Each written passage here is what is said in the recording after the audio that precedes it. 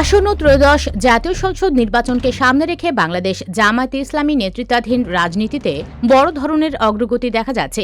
সমমনা রাজনৈতিক দলগুলোকে একত্র করে একটি শক্তিশালী বড় জোট গঠন করেছে জামায়াত, যা নির্বাচনী রাজনীতিতে তাদের অবস্থানকে আরও সুদৃঢ় করবে বলে মনে করছেন রাজনৈতিক বিশ্লেষকরা। রোববার বিকেল ৫টায় রাজধানীর মগবাজারে দলের প্রধান কার্যালয়ে আয়োজিত এক সংবাদ সম্মেলনে জামায়াতের আমির ডাক্তার শফিকুর রহমান আনুষ্ঠানিকভাবে জানান, জামায়াত সহ সমমনা ৮টি রাজনৈতিক দলের এই জোটে যুক্ত হয়েছে লিবারেল ডেমোক্রেটিক পার্টি এলডিপি ও জাতীয় নাগরিক পার্টি এনসিপি। এর ফলে জোটের রাজনৈতিক শক্তি ও পরিসর উল্লেখযোগ্যভাবে বেড়েছে। সংবাদ সম্মেলনে জামায়াত আমির বলেন, দেশের বর্তমান রাজনৈতিক বাস্তবতা ও জনগণের প্রত্যাশাকে সামনে রেখেই এই জোট গঠন করা হয়েছে। তিনি জানান, আরও কয়েকটি রাজনৈতিক দল জোটে যুক্ত হওয়ার আগ্রহ প্রকাশ করলেও কৌশলগত কারণে আপাতত নতুন করে কাউকে অন্তর্ভুক্ত করা হচ্ছে না। বিদ্যমান দলগুলোকে নিয়েই নির্বাচনের প্রস্তুতি এগিয়ে নেওয়া হবে। ডাক্তার শফিকুর রহমান আরও বলেন, যদিও সংবাদ সম্মেলনে ৯টি দলের প্রতিনিধিরা উপস্থিত ছিলেন,